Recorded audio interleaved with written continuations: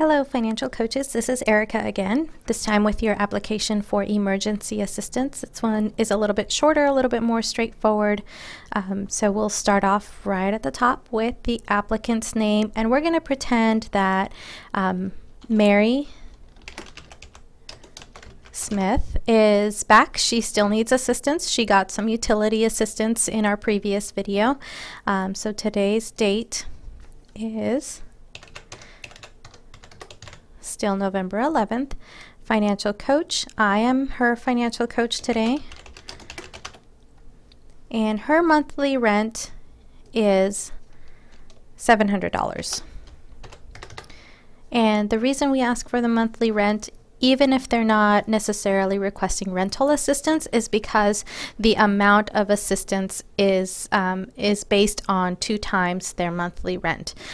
But let's say that she is in need of rental assistance, so we're going to put here that she needs $700 in assistance. Now, the next question, has the applicant ever received assistance from Foundation Communities in the last 12 months? The answer is yes in this case, because Mary received utility assistance. Now, this doesn't necessarily put somebody out, disqualify them from assistance. It just means that we're going to look back in our records to see if this participant is still within the limit of 2 times monthly rent. So, what expense is the applicant requesting assistance with? Mary needs help with her rent. How long has the resident lived at a Foundation Communities property? She's lived there about a year.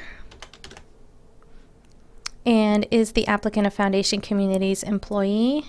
Mary is not, but we just need this information to see, if there are any other options that might be explored for an employee of Foundation Communities. Eligibility is very simple here. Is the applicant a resident of Foundation Communities? Mary is, and she is a resident of Sierra Ridge.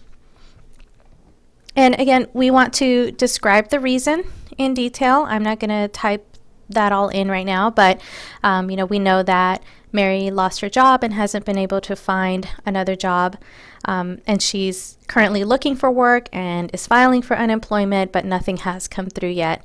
And as far as the resources she has had access to, she's still on, waiting lists and goes to the food pantry.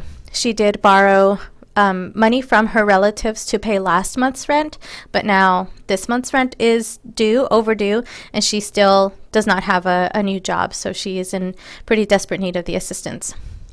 And again, how will the client regain financial stability?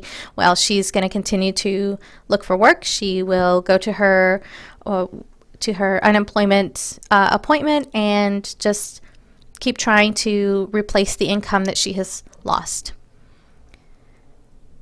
The required documents to be submitted along with this application are going to be the financial coaching intake survey, so make sure the client fills one of those out. A detailed monthly budget, again, anyone from the volunteer resource page will do here, and documentation of the expense that the assistance funds will pay. In this case, we need Mary's her notice that she got that she has not paid her rent. She'll need to have that. If it's for some other expense, we need documentation of that, and we need to be able to take a copy of it. Now, the last section here is for payment processing. This is so that we know kind of how to write out and address the check. So the amount that she is requesting is $700. The due date, well, this is for November's rent. It was due on November 1st. So she is past due. The check payable will be to the way she normally addresses her checks for rent, which is going to be Sierra Ridge Apartments. The address is 201 West St. Elmo. Oops.